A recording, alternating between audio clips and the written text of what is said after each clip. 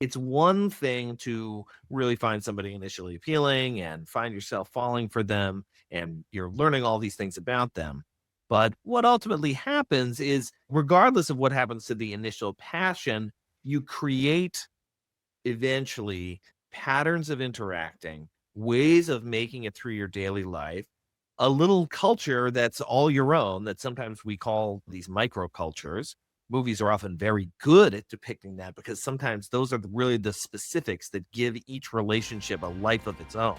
Welcome to Passion Struck. Hi, I'm your host, John R. Miles, and on the show, we decipher the secrets, tips, and guidance of the world's most inspiring people and turn their wisdom into practical advice for you and those around you. Our mission is to help you unlock the power of intentionality so that you can become the best version of yourself. If you're new to the show, I offer advice and answer listener questions on Fridays. We have long-form interviews the rest of the week with guests ranging from astronauts to authors, CEOs, creators, innovators, scientists, military leaders, visionaries, and athletes. Now, let's go out there and become passion struck.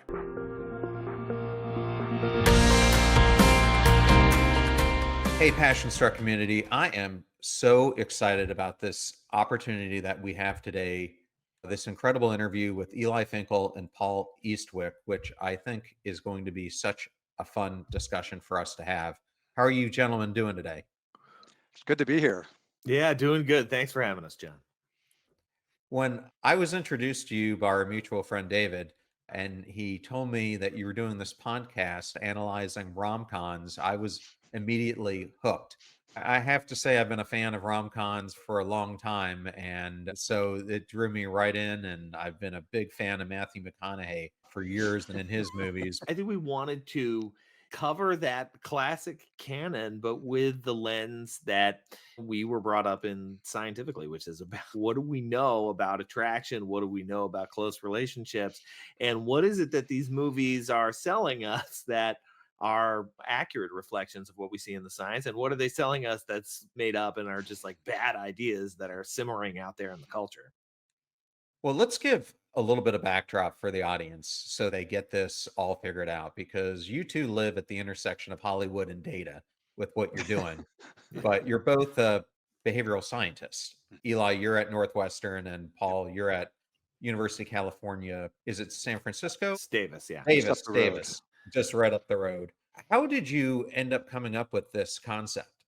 I'm happy to share this one. We love movies, but we have actually no expertise whatsoever in movies, no training, formal training in movies, other than that we love it and we're completionists and we talk about this stuff all the time.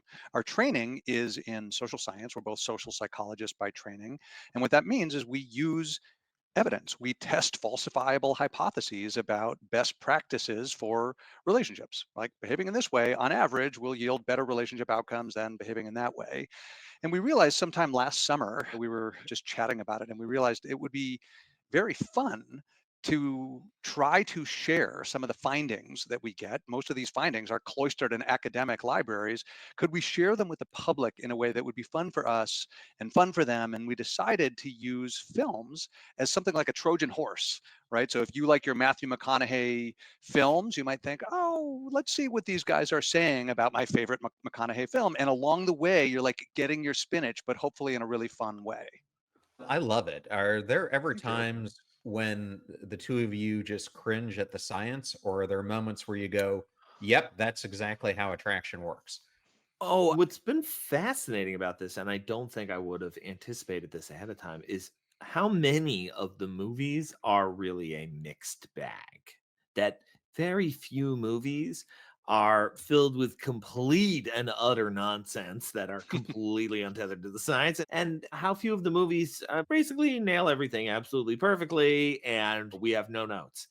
There are a few that fit into those buckets, but really, for the most part, there's a real mix in that any movie, whether it's like the silliest rom-com or the more thought-provoking fare, they've got things in there that are well matched to what we see in the science, and other things in there that are a little bit untethered. I just have to ask, is there a myth we've all come to assume about lover relationships that movies keep feeding us, and your research absolutely debunks it? I'll start us off, but Paul, I'm going to throw this to you. One of the myths that the movies inject into our culture, right? Movies do this. They tell us how relationships work. And some of these ideas are right, and some of them are pretty misaligned with the evidence. And one of them is this idea that some people are tens and some people are twos, and that it's goofy and you really shouldn't even try to date somebody who's out of your league. And Paul, you've done a lot of work in this space. Right. So I think we're very comfortable with this idea that it's, oh, like people tend to date within like their approximate station, if you were to Yeah. rank people in terms of how desirable they are. The idea of mate value is very big in the scientific literature. But the key caveat that is absolutely clear in the science is that things like mate value matter the most in context when people are initially meeting each other, when people are meeting for the first time. And that with time and with once we experience people in different contexts, disagreement about who is desirable and who is not tends to grow larger and larger.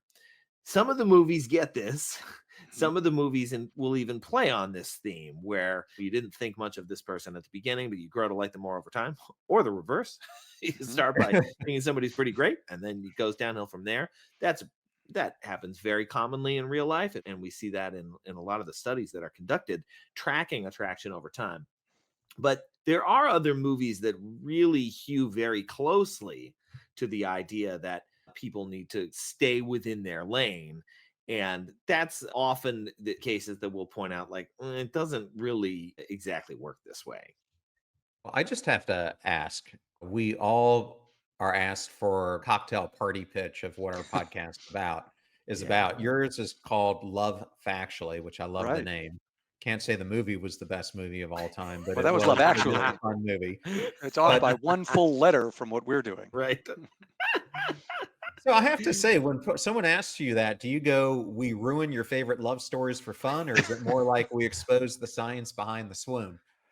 We've been okay. So, like, our tagline is like fact checking Hollywood one rom com at a time. And again, we do some more serious fare as well. It's not only sort of light rom coms. We have a range of, for example, we just recorded an episode on Frozen that we'll be releasing lately. There's a lot of romantic themes in Frozen, and a lot of us grew up with these themes. And to what degree are they accurately aligned with what we know about how romance actually works? But we've been delighted, I think pleasantly surprised by how fun it's been to engage with these ideas. And one of the conceits of the podcast is we're not going to sit here from on high and throw darts at all of these works of art or pieces of film, pieces of popular culture at the very least. We're going to make a real effort in every show. Every episode is about a specific movie, and there's a common structure that we use. And early on, it's like, what does this movie get right? We've never been at a loss for things to Right. say about what the movie gets right. We are treating even relatively mindless rom-coms as texts worthy of engaging with. And the reason why we're doing that is because these texts, these movies are in fact injecting ideas into the culture. And we're taking seriously the ideas that they're conveying into the general public, that these have consequences. And so we can evaluate them, and we, in every case, take this stuff seriously. So we're hoping we're not yucking everybody's yum on these things. Yeah.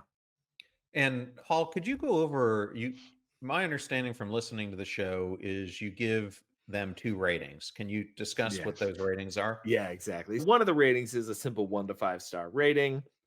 And that really is meant to be our subjective personal rating of how good a movie we think it is, right? Fully acknowledging, yeah, there's a certain amount of subjectivity baked into that, but that's just really like whether the movie hits us in all the right ways or it doesn't. But then we got a second rating, which is the more scientifically based one. We call it the Rust Belt. That is named after a famous relationship scientist named Carol Rustbalt, who was actually Eli's advisor. And so this is in her honor that we have this particular rating system, also from 1 to 5.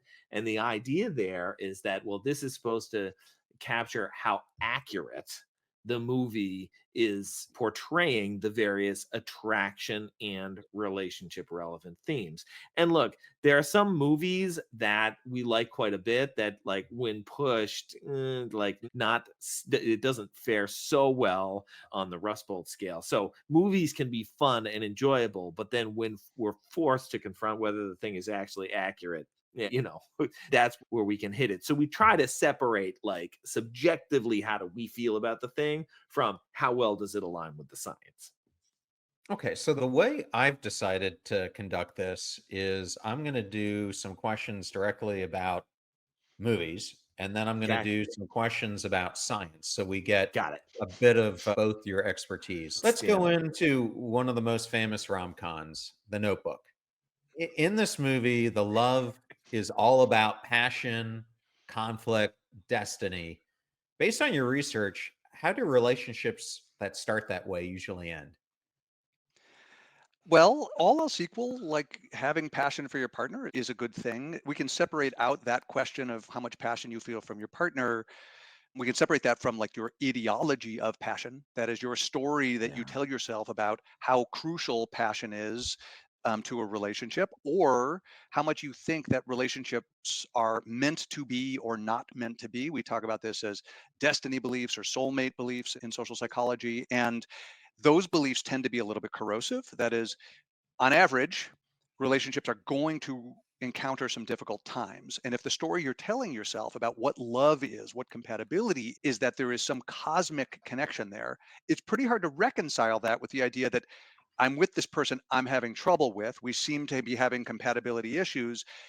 If you think no, you're either destined or not destined, then it's hard to work that stuff out. And so you could also have a different perspective on how these things work, which is a growth or a work it out perspective. And from that point of view, when you're struggling, when there's tension in the relationship, this isn't a signal that we're not compatible in some fundamental way. It's an opportunity for us to work through conflict and try to make it better. Paul, I don't know if you wanted to riff about the Notebook per se. Yeah, it's the meta perspective on these things. I do think a little bit of what the Notebook is trying to convey. So in the beginning of the Notebook, as we are getting acquainted with this couple when they're very young, is they're very passionate, but also their relationship has a certain amount of conflict to it.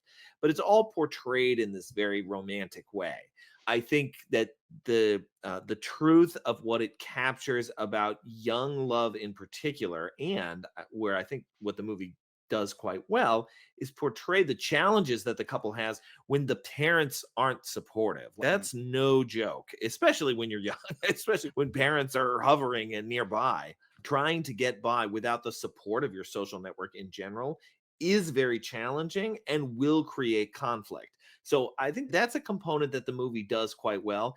It also yada yadas some of their conflict and, like, actively hitting each other, which is like something that's portrayed a lot as, isn't this cute? But in real life, that's not actually cute. And in the Right. science, Yeah. that's not actually cute.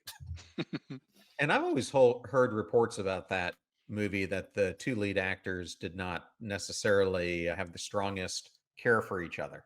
Mm, Oh, funny. I didn't That's know that. interesting because Yeah. I mean, they had that great kiss at, was it like the MTV, the MTV Awards, and boy, that seemed to be chemistry there. But you might be right. I am not as familiar with the backstage machinations. One thing I would like to say about that movie and Romantic Passion, I totally agree with you. That movie is like one of the high watermarks for this idea that it's about like overwhelming passion and love. And even if we fight all the time, like that's what we do, we fight, right? And then they make up, and just the love is so overpowering that they can conquer everything.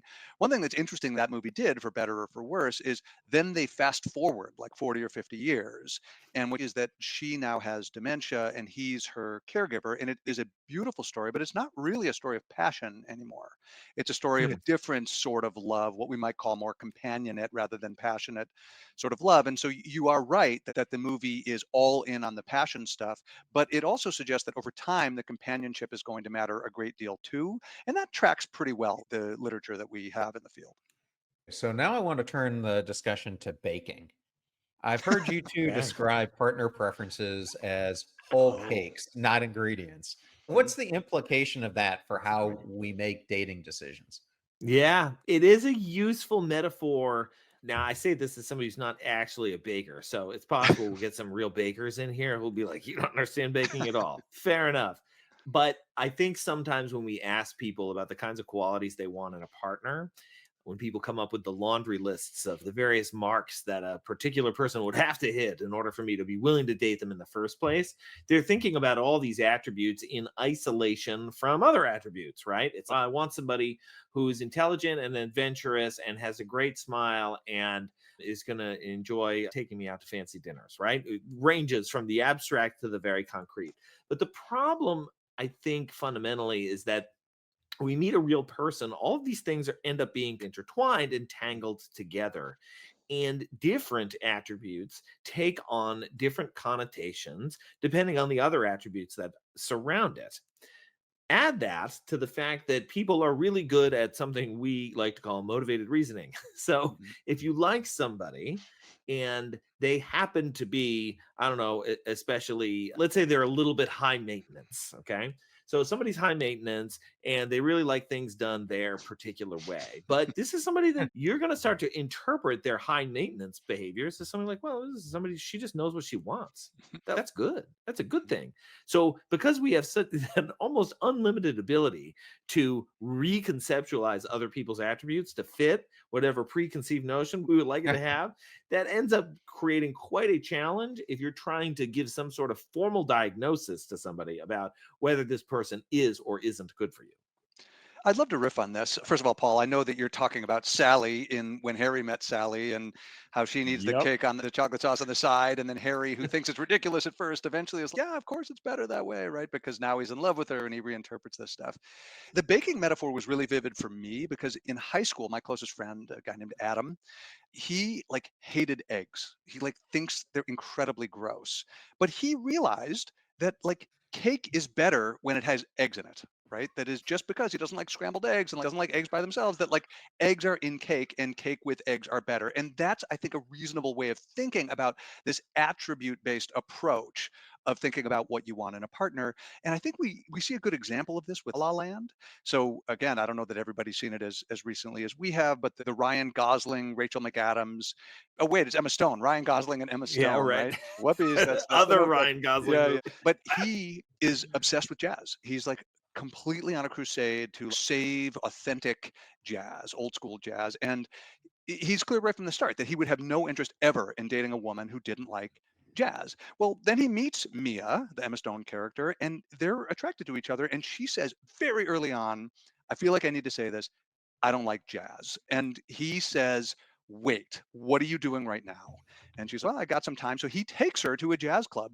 And it turns out that watching him be excited about jazz thrilled her. And the fact is, there was no incompatibility because she didn't like jazz. He thought there would be, but people don't come as like single attributes in isolation. And her constellation of qualities made her appealing to him, and he was willing to get over this I would never date somebody who doesn't like jazz, but he would have eliminated her from consideration had it been in an online dating profile.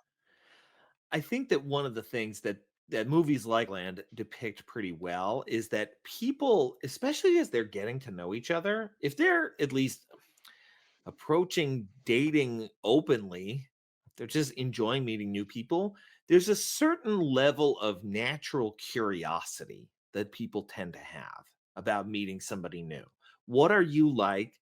What are the ways that I can maybe fit into that? And look, we don't love everybody that we meet. And sometimes it's, oh, I cannot find a way in here. This is uncomfortable. This is painful. But on average, there's a certain level of curiosity. People are looking for things to connect over. I mean, we've watched a lot of speed dates in our time. That's all people are trying to do. Yeah, They're trying to find anything. something Yeah, to yeah. connect over. But some of that is this like natural curiosity that's there. And sometimes it hits and it hits in a big way in that movie, despite the fact that they come into it seeming on the surface to us, it's portrayed deliberately to us like these two will never make it work, will they? But they do. I love it.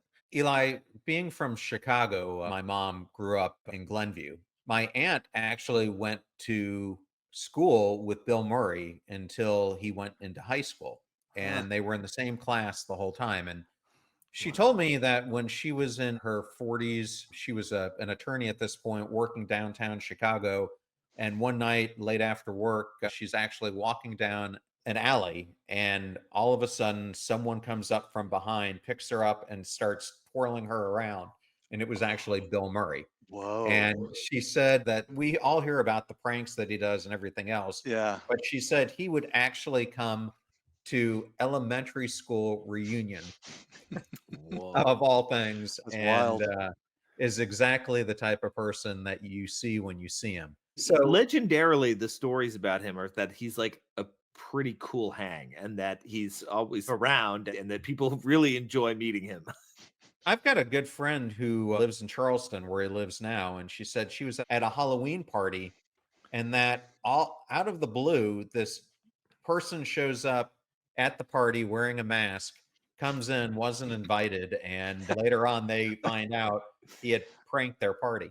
Oh my Yeah. goodness. So, well, I bring him up because Groundhog Day is another movie that you guys have profiled, and Hmm. the movie is really about becoming a better partner by becoming a better person. Is that a real life model for relationship growth? Paul, want to take that one?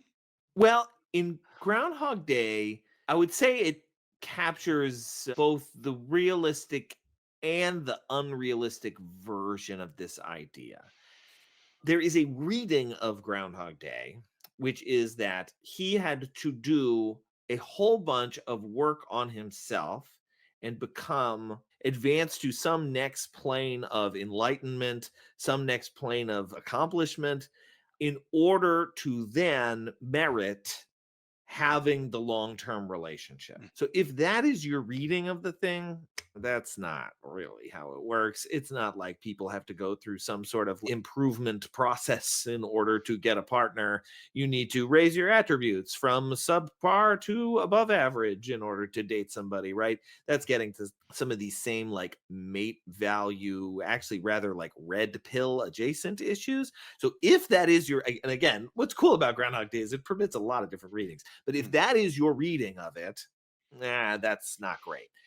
But there's another reading of it, which is that he, by experiencing repeated interactions with the same person, he learns how to, I don't know, share more intimacy. Now, it's awkward and complicated because each day he has to start over and Right. she has no memories of all the things that they've talked about before. But there's another way of thinking about it that actually she is helping him to grow and change and become a better person despite the fact that she doesn't remember it. And if that is your interpretation, that is much closer to the way close relationships actually work.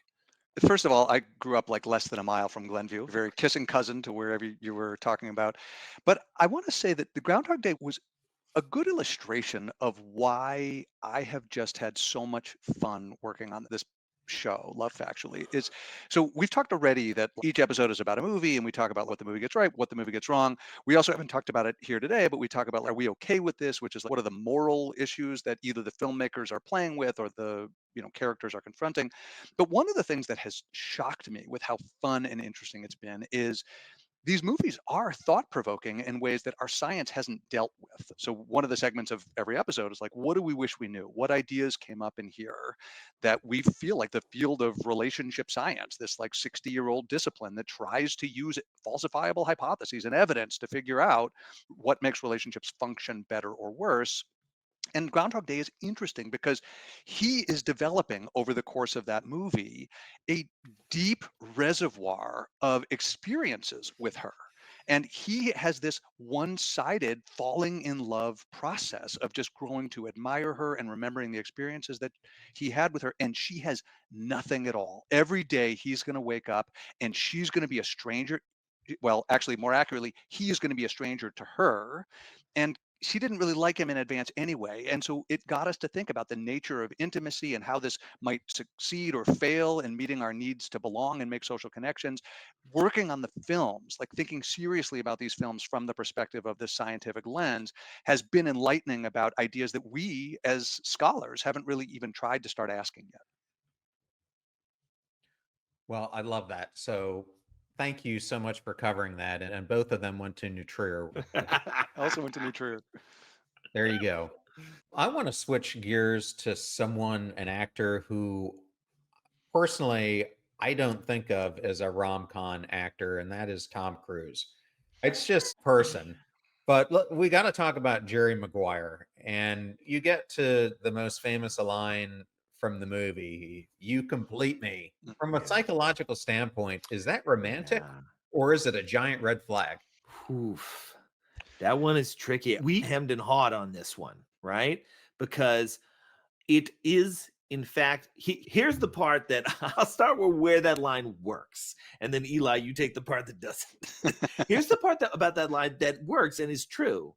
It's that, well, when the people are in a relationship together, they do share parts of their lives. You take on different kinds of expertise. I don't know if anything ever happened to me and my partner. Like, I couldn't cook anything anymore. Mm, Like, I mm. forgot how to do all this stuff. She takes care of that stuff, right? There are other things that I do. I'm like, I'm pretty good at cleaning things. Okay. That's my job. Okay. But people do this, right? And we call it inclusion of the other in the self, right?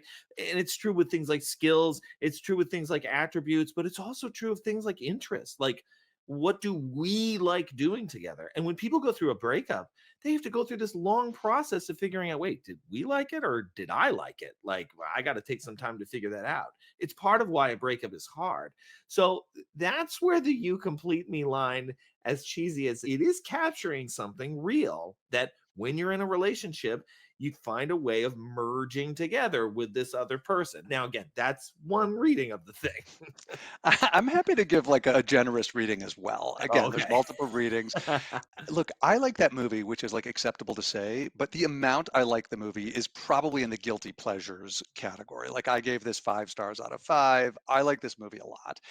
What I really like about the way You Complete Me emerges in that movie is he's a little unsure about how much he adores her. So this is, of course, Tom Cruise and Renee Zellweger, and she's clearly in love with him, but recognizes that he's just not sure. And he's like a responsible guy, so he's willing to commit, and he certainly loves her son.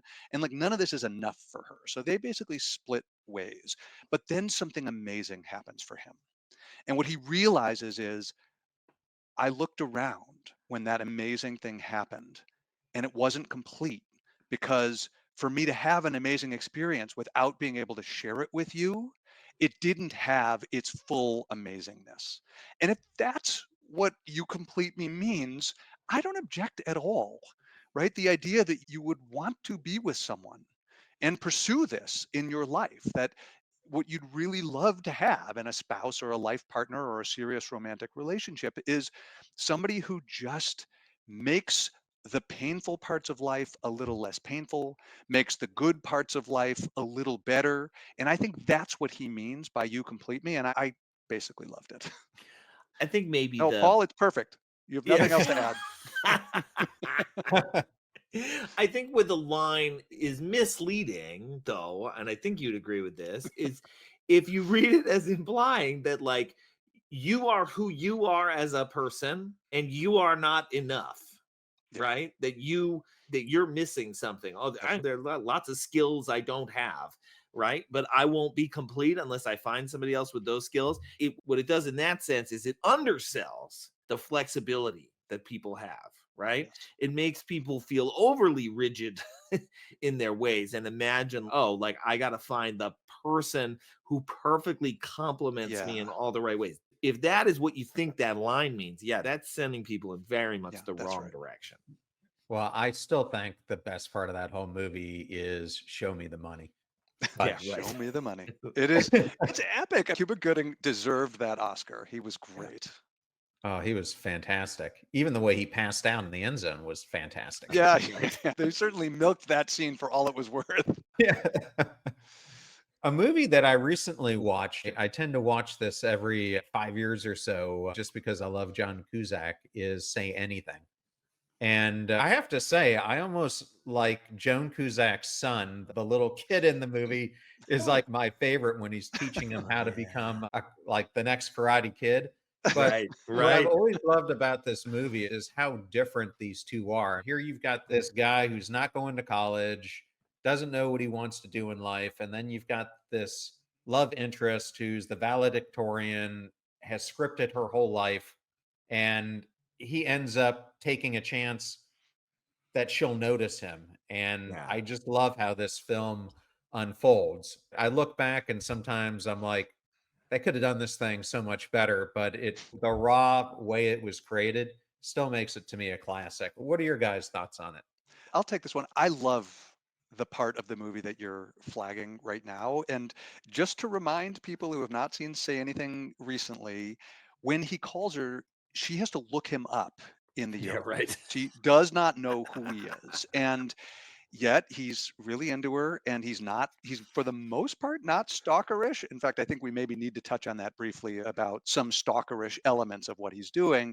But when we discussed this movie, we had Laurie Santos join us. In fact, she was the one who recommended that we do this movie, and she talks about him as like the original guy who was going to support his wife's career. And he admires about her that she's ambitious, that she's smart. She's also beautiful. I think the line is something like, what is it with the body of a game show host, Paul? Do you remember? Right. Yeah. Yeah, Right. the Right. brains of a Brain and something with, yeah, body. she's the Yeah. full package. And so I quite like the aspects where he is into her and he's going to take a risk and he's going to support her. And in fact, at the risk of ruining the end of the movie, he ultimately, the last part of the movie is he's going with her somewhere new. He's moving in a way that's going to support her career ambition. So I like that stuff. Paul, do you want to talk at all about the skeevier aspects of that movie? There's a period in the movie where she's broken up with him. It's partially at the behest of her father, and she's going along with it. But we're to understand that her feelings are complicated with this whole thing. The John Cusack character is really broken up about the whole thing. And he does some things that I think are played in the movie as fairly harmless, but in reality, people find very upsetting in the wake of a breakup. I'm thinking in particular about the fact that he leaves a lot of phone messages, Yeah, a lot of like 8 voicemails. unreturned phone Yeah. calls, right? Yeah. Quite a few unreturned phone calls there by Lloyd. People actually really don't like that. Right? This is the kind of thing that after a breakup, frequently, if you're the person who's broken it off, you very much want to be left alone. We all have this image, I think, in our heads, whether you've seen this movie or not. You've seen the image, I The guarantee it, boombox. of Lloyd Dobler holding the boombox above his head as he serenades her outside the window, playing Peter Gabriel. And I think the issue there is that people seem to remember that as this glorious heroic moment. And I even remembered it as a Yeah. glorious heroic moment that was going to change her mind. And the reality is that isn't what happens in that scene. It's actually quite tragic, quite sad, quite uncomfortable. He visibly looks uncomfortable, like he's being driven to do this absolutely silly thing from something internal that he can't quite control or can't get mastery of. So it's a beautifully depicted thing, but it's not like a recommendation. It's not, it's Yeah. like, look at the madness to which love and breakups drive people. Look at the pain it puts them through. It's not, here's how to serenade your love when she's having second thoughts. That's not the point.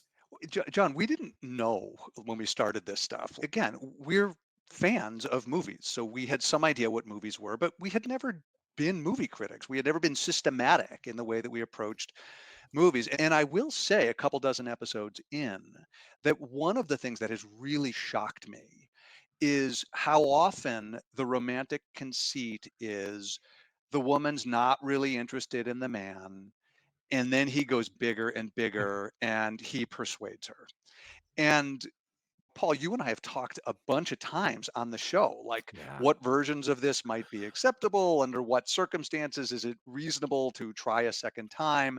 But if a generation or two of Yeah. young men and women came to believe that the truly heroically romantic things are the woman says no and the man goes bigger and gets the woman. That if generations, including Paul's and mine, we grew up thinking that's what romance was. I now understand, having seriously engaged with these movies, how we all thought that. Yeah. Right. It might be Heath Ledger crooning his way around the Yep. football stadium. It might be Ryan Gosling hanging one-handed from a Ferris wheel. It might be John Cusack holding a boombox above his head. And in the end, they always get the girl. But those moves were always a result of she rejects him. And so he just goes bigger. Is that really what we want everyone doing? We have concerns.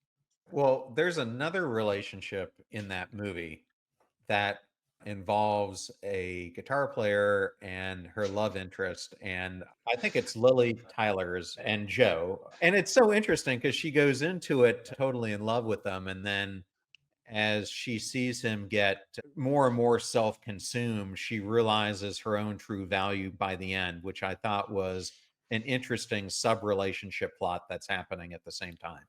It's a good one too. And it's honestly, it's a good example of the way that people process breakups, right? People have to often create a narrative around it, and they have to share that narrative with others and feel as though it's being validly reflected back at them. And I love that she has a whole room of people who are happy to listen to her perform her entire suite of songs about Joe. I would certainly sit around to, Oh yeah, to hear all of those songs. those are great songs. But there's like a social validation component and a meaning making component, which is really key to people getting over breakups. And it doesn't help when, Joe keeps changing his mind. When people are fickle and they're doing that on again, off again thing, that interferes with some of the breakup recovery process because it makes it harder to form a coherent narrative. Paul, I'm reminded listening to you that one of the big ideas in the relationships world about for people interested in studying like how love works, especially passionate love, one of the major thinkers in this space is a scholar named Dorothy Tenov. And she says that she identifies a word, she calls it limerence, but you might think of it as like just very extreme passionate love. What she's feeling for Joe as she's writing all those songs. What's interesting about it is, according to Dorothy Tenov, what you need in order to sustain that level of passion is both hope and uncertainty. So Right. if you're sure that the guy doesn't love you anymore, you can get over the heartbreak. And if you're sure that he does love you, that also might reduce some of the passion because a lot of what goes into that type of passion is anxiety, right? And what Joe is doing is like a cosmic disaster because he Right. likes her, he doesn't like her, she's got a chance, she doesn't have a chance, and that's why it's so difficult for her to get over him and how she creates such great art as a result. Yep. Right. So we started with Ryan Gosling, and I guess we're going to go out on him. Yep. So Right. I can't do this episode without talking about Barbie. So Barbie ends up Absolutely. breaking up with Ken to find herself. Is that empowerment, avoidment attachment, or just great brand strategy? It's probably It's great definitely brand the strategy. last. Right. What I love about that movie is that both what it shows about her and him, I think we are to understand that she never really thinks of him Right. in any way that's romantic, right? It that never really comes across. She has thought of him as a friendly Ken the whole time. And in fact, she has her sights set on other things throughout the entirety of that movie. There's something that is very true about that. Many times people get into friendships that are really just friendships. Calling And the that is how lie people see to them. When Harry Met Sally, who says that's impossible. Right, exactly. And I do think that had Ken, played by Ryan Gosling, felt the same way, that would have been a fine friendship and there would have been no problems. The real challenge there is that he was pining for her. He had been friend zoned. He was very much stuck there. And the challenge was that he just thought that if he could try to impress her this way, try to get her through this other this other avenue, that he would eventually have success. Friends often turn romantic, but usually when it does so, because it's happening gradually to both people, even without them quite realizing that it's happening. So this like fighting your way tooth and nail through the friend zone, it's just not all that effective. And that's what he was trying to do there. I just wanted to end with maybe a quick lightning round with you guys. All So I right. started this whole thing out with Matthew McConaughey. We just talked about Ryan Uh-oh. Gosling. So if you had to pick one or Oh. the other as the ultimate lead male character in a rom-com, would you go for Oh, McConaughey or Gosling? this is easy for me. This is a Ryan Yeah. Gosling. I mean, Gosling is Yeah. the closest thing we have to a patron saint, I think. Yeah. He's the Yeah. patron saint of Love Factually. You're Yeah. right. Yeah. Yeah. Okay, say you're rebooting a classic rom-com to reflect what science actually says about healthy relationships. Which movie are you rewriting, and what's the one thing you change? Oh, wow. That is a good question. Paul, would it be something for you? I know that one of your all-time Ooh. favorites is When Harry Met Sally, but you also had some Yeah. reservations. Maybe there's a tweak in there. I don't think I'd wanna touch You that. I don't think not I'd change wanna touch anything that with about a it. 10-foot pole. No, this is not a movie we have covered yet, so I might be I find the conceit of Sleepless in Seattle very confusing. I understand it's playing on some classic tropes. I understand that there was a time where call-in radio was like a big thing, and you could just learn about a person in the abstract without interacting with them at all and have that turn into something. I wonder what that movie would be like today if it was mediated by something that wouldn't be live, but would be something that's like more computer mediated or something Mhm. along those lines. I understand You Got Mail with the same two actors. Um, but there's sort of something in there that I'd be interested to see and to grapple with. What does technology do to both help and hinder relationship development? But that's like a lot of the classics, like When Harry Met Sally, I don't want to touch. I would be willing to revisit Sleepless in Seattle and see what we I can do with that. if I had one, so look, we're all in on rom-coms. We take them seriously. We also do some pretty serious films about relationships, including Eyes Wide Shut from Stanley Kubrick and Her from Spike Jonze, also starring Scarlett Johansson, and Eternal Sunshine of the Spotless Mind. But one of the classic rom-coms, truly major ones, is Pretty Woman. And I don't think I would change Pretty Woman, but it was interesting to Oh, discover interesting. as we were preparing for it, that was initially a much grittier script. That was going to be a much grittier sort of script. And one of the things that's like very like rom-com tropey in a way that I don't think is the best thing about that movie is like they part ways as friends, and it's like you grew and I grew and we're both better, but then it's no, you get the fairy tale and he rides up on his steed and does his romantic thing. I could imagine a version of that movie that would have been more serious about the prostitution angle, that would have been like a darker, serious film. I'd like to see that in addition to the movie that we got, because I think there's a lot of potential there. And then last one, better long-term couple, Harry and Sally or Jesse and Celine? Oh, well, ooh, well, E. We've only done the first two. So Jesse and Celine, in case not everybody knows, this is the Before trilogy, Before Sunrise, Before Sunset, Before Midnight. Paul, you and I have Uh-oh. done the first two of those, and the third one is on the docket. We happen to know how the third one goes, and they fight a lot in that movie. Yeah, I think if I get one night, I want that magic. But if the question is long-term Paul, you couple, were not I gotta invited go in couple Sally. here. That's not, yeah. I see greater potential for When Harry Met Sally, but I agree that, like, from the perspective of relationship science, Celine and Jesse are absolutely fascinating. Eli and Paul, it was such a fun time to have you guys on the show. Where can people find out more about you and Love Factually? Yeah, so wherever you get your podcast, look for Love Factually. You'll find me and Eli there talking about all these movies. Find the movies and queue them up and see what there is to learn from relationship science. You can also find us on our Substack. That's lovefactually.substack.com. Thank you both so much for coming. Honor to have you both. Thank you very much. Thank you.